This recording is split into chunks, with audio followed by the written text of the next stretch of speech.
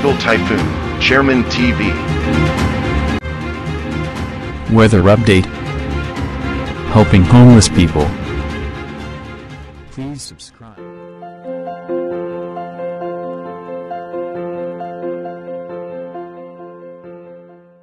Magandang umaga po. Ito po ang ating latest update para nga po dito kay Bagyong Mirasol. Kanina nga pong alas 3 ng 3:20 AM ngayong umaga, naglandfall nga ito si Mirasol over kasiguran na Aurora. Saan nga po natin na magiging masungit ang panahon ng malaking bahagi ng Luzon. At tinataglay pa rin po nito yung lakas na maintain niya po yan, yung 55 km per hour malapit sa gitna. At ito nga po ay yung mga pagbugso-bugso po niya na asahan nga po natin sa malaking bahagi ng ating bansa ay makakaapekto nga itong mga kaulapan na to, including Metro Manila. So nakataas pa rin naman po yung storm wind signal number 1 sa ilang bahagi ng ating bansa. Dito nga po sa may parte ng Ilocos Norte, Abra, Apayao, Cagayan, Babuyan Grupo pa Islands, Batanes, Ifugao, Mountain Province, Kalinga, Isabela, Aurora, Nueva Vizcaya, Quirino, kasama pa rin po ang Polillo Island at ang Camarines Norte. Iba yung pag-iingat nga po sa ating mga kababayan dahil posible nga po tayo makaranas ng mga pagbaha at pagguho ng lupa. May mga pag-ulan din po yung extension ng kaulapan nitong si Bagyong Mirasol.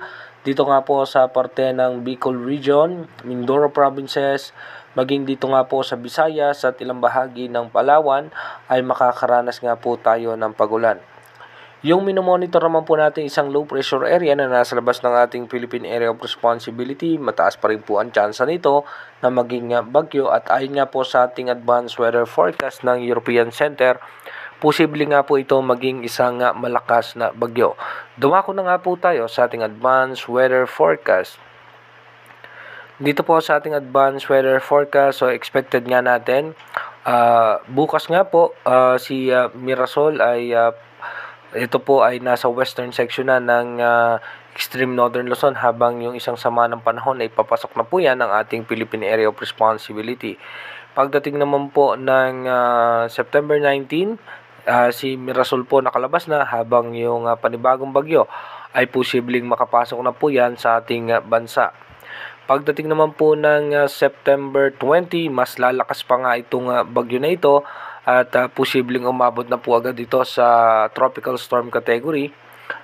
Pagdating naman po ng September 21, mas lalakas pa nga ito bilang possible severe tropical storm, at mapapansin naman natin yung kanyang diametro ay umaabot na nga po hanggang dito sa parte ng northern Luzon. Pagdating naman po ng September 22, posible po itong umabot na sa typhoon category, at hindi natin inaalis yung posibilidad na umabot siya ng super typhoon category dahil kung makikita natin sa ating monitor yung kanyang direksyon, patungo pa rin po yan sa extreme northern Luzon, at magiging maulan nga po yung malaking bahagi ng ating bansa. By September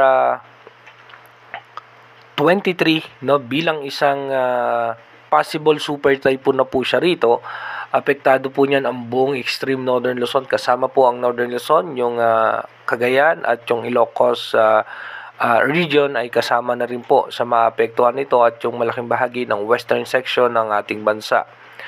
Pagdating naman po ng September 24, ito po ay mabilis na lalayo sa ating kalupaan, pero magdudulot pa rin ng pag-ulan yung paghatak niya sa habagat. Dito nga po sa may parte ng Metro Manila, Mindoro Provinces, Bicol Region, at kasama rin po dito yung Palawan.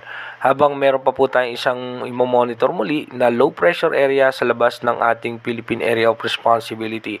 Habang lumalayo nga po itong posible nga malakas na bagyo na ito, magdudulot pa rin po ng pagulan yung paghatak niya sa habagat. Inuulit ko po, yung ating advanced weather forecast is possible scenario pa lamang po yan. Malaki pa rin po ang tsansa na magbago po lahat yan.